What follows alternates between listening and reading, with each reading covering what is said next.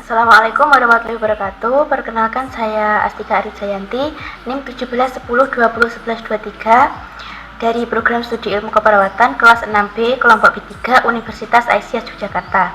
Di sini saya akan menjelaskan sedikit tentang metode pengkajian pada pasien paliatif yang terdiri dari 3 pengkajian. Yang pertama yaitu ESAS atau Edmonton Symptom Assessment System. Yang kedua yaitu ICOG, yang ketiga adalah Karnofsky. Yang tujuannya itu untuk mengetahui gejala atau masalah yang dialami oleh pasien. Baik, di sini saya akan menjelaskan tentang metode pengkajian pada pasien paliatif, yang mana terdiri dari 3 jenis pengkajian, yaitu ada ESAS atau Edmonton Symptom Assessment System, ada ICOG dan Karnofsky. Sebelum saya menjelaskan tentang bagaimana tata cara pengkajian terhadap pengkajian ESAS, kita mengisi format pengkajian terlebih dahulu. Formatnya ada biodata dan penanggung jawab. Baik, selanjutnya kita masuki pengkajian dari ESAS atau Edmonton Symptom Assessment System, yang di sini ada skala 0 sampai skala 10, yang masing-masing ada penjelasannya. Untuk skala 0 itu tidak merasakan gejala nyeri, untuk skala 1 sampai 3 itu merasakan gejala namun gejala tersebut tidak mengganggu aktivitas. Untuk skala 4 sampai skala 6 itu merasakan gejalanya lalu mengganggu aktivitas sehingga mencari pengobatan. Untuk skala 7 sampai 10 itu merasakan dan gejalanya sampai tidak bisa melakukan aktivitas sehari-hari. Nah, di sini ada kolom pengkajian Edmonton Symptom Assessment System yang caranya dengan kita tahu skornya terlebih dahulu dari menanyakan ke pasien secara langsung, seperti kita mengkaji pasien nyeri. Nah, bagaimana cara mengkajinya? Pertama, kita jelaskan terlebih dahulu angka-angkanya atau skornya yang dimaksud itu apa, yang setelah saya jelaskan tadi yang di atas. Dan begitu juga dengan poin-poin yang ada di pengkajian. Setelah seperti poin-poinnya itu seperti nyeri, seperti depresi, dan lain-lain. Setelah kita mendapatkan angka, lalu kita tuliskan di grafik yang ada di halaman ini. Misal pada poin nyeri, contohnya pada poin nyeri ini tuliskan skornya dengan membuat titik di garis ini. Nyeri, kita kasih dot atau titik di sini. Dan jangan lupa juga kita tuliskan tanggal. Di sini jangan lupa tanggal pengkajiannya tanggal berapa. Kemudian dari masing-masing dot atau titik pada poin pertanyaan yang sama dihubungkan dengan garis sehingga nanti membentuk sebuah kurva. Misalnya pada poin nyeri ini skornya 3. Jadi ini kan ada angka 0 sampai 10. Jadi kita berikan titik di 1, 2, 3 di sini. Kita jangan lupa tuliskan tanggalnya, tanggal berapa, misal tanggal 7 Juni 2020. Dan seterusnya seperti itu. Semua sudah diberikan titik, nanti dihubungkan sampai membentuk sebuah kurva.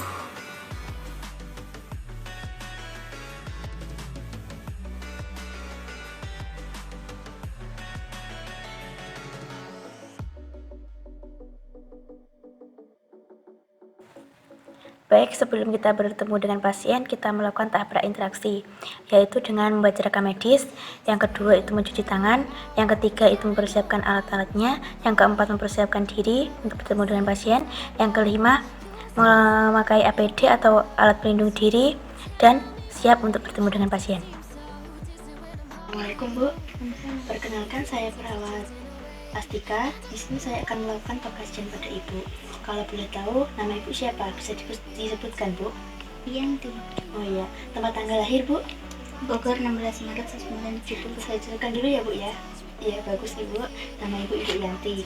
Di sini saya akan melakukan pengkajian seputar nanti Ibu saya tanyakan Ibu langsung menjawab tentang angka saja ya Bu ya. Baik.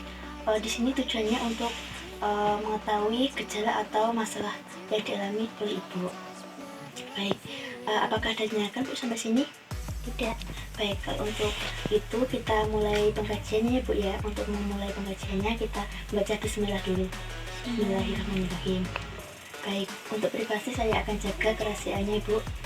Nanti kalau Ibu tidak merasa tidak nyaman, Ibu bisa tanya ke saya ya Bu ya. Baik Bu, di sini saya akan memulai untuk pengajiannya ya Bu ya. Iya. Untuk pengajiannya nanti saya akan jelaskan untuk skalanya. Nanti saya ajukan pertanyaan, Ibu menjawab skalanya saja dan rentang angkanya saja ya Bu ya. Baik. Untuk saya jelaskan terlebih dahulu untuk skalanya 0 sampai 10. Untuk skala 0 itu tidak merasakan gejala nyeri. Untuk skala 1 sampai 3 Ibu merasakan gejala, namun gejala tersebut tidak mengganggu aktivitas Ibu. Untuk skala 4 sampai 6 Ibu merasakan gejala kemudian mengganggu aktivitas Ibu sehingga Ibu berusaha untuk mencari pengobatan.